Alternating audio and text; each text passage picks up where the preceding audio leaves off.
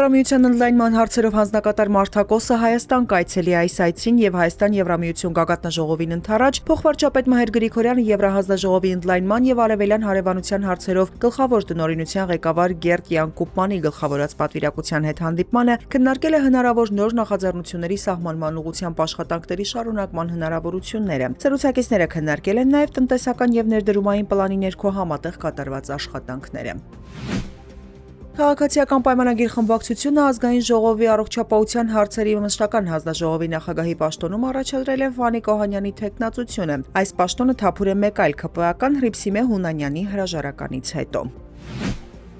Հայաստանի իշխանությունները դիմում են ապօրինի քայլերի հեծի արժեքի կտրուկ նվազեցմանը հասնելու եւ համապատասխան առաջարկով հանդես գալու համար։ Ընկերության սեփականատեր Սամվել Կարապետյանը սակայն կմերժի նման առաջարկը եւ գործընթացը կգնա ընկերությունը գերակա հանրային շահ ճանաչելու ճանապարհով։ Հայտարարել է հեծի նախկին գլխավոր տնօրենի պաշտոնակատար Դավիթ Խազինյանը։ Նա հիշեցրել է, որ իշխանությունները Հայաստանի էլեկտրական ցանցերին մեղադրել են 3 միլիոն մարդու գրպանը մտնելու մեջ, բայց դրա հետ կապված որևէ գործընթաց չկա։ Խազինյանն ամբողջ գործընթացը քաղաքական է որակել։ Նա նաև պարզաբանել է, որ ընկերությունը գերակա հանրային շահ ճանաչելու դեպքում սեփականատիրոջ համաձայնությունը չի պահանջվում։ Կիրականացվի վաճառք, որի արդյունքները սակայն կարող են բողոքարկվել։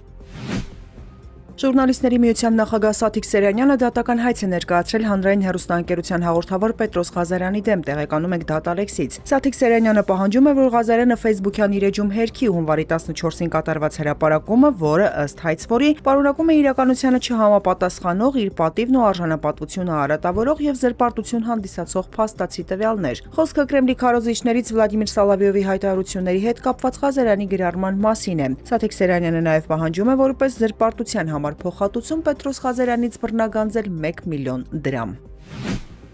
Թբիլիսին պատրաստ է ամբողջությամբ վերականգնել Միացյալ Նահանգների հետ ռազմավարական գործընկերությունը, հայտարարել է Վրաստանի նախագահ Միխայիլ Ղավելաշվիլին, հավելելով, որ շատ հարցերում իրենց տեսակետները համընկնում են ԱՄՆ նոր վարչակազմի հետ։ Ըստ Վրաստանի նախագահի, Թբիլիսին պատրաստ է վերականգնել կառուցողական հարաբերությունները նաև Եվրամիության հետ, բայց եվրոպական բյուրոկրատիան Ղավելաշվիլիի պնդմամբ անթաքույց կերպով միջամտում է Վրաստանի ներքին գործերին։ Ռոսկոմնadzորը չի մեկնաբանում Telegram Messenger-ի ամբողջական արգելափակման մասին լուրերը, գերատեսչությունից հայտնել են, որ նախկինում հրապարակված տեղեկությանն ավելացնելու ոչինչ չունեն։ Telegram-յան բազա ալիքն ավելի վաղ հայտնել էր, որ հավելվածը Ռուսաստանում ամբողջությամբ կարգելափակվի ապրիլի 1-ից, սա կիրականացվի ամբողջ Ռուսաստանում, հավելվածը չի բեռնվի ոչ բջջային ցանցերում, ոչ էլ ֆիքսված ինտերնետ համակարգերում։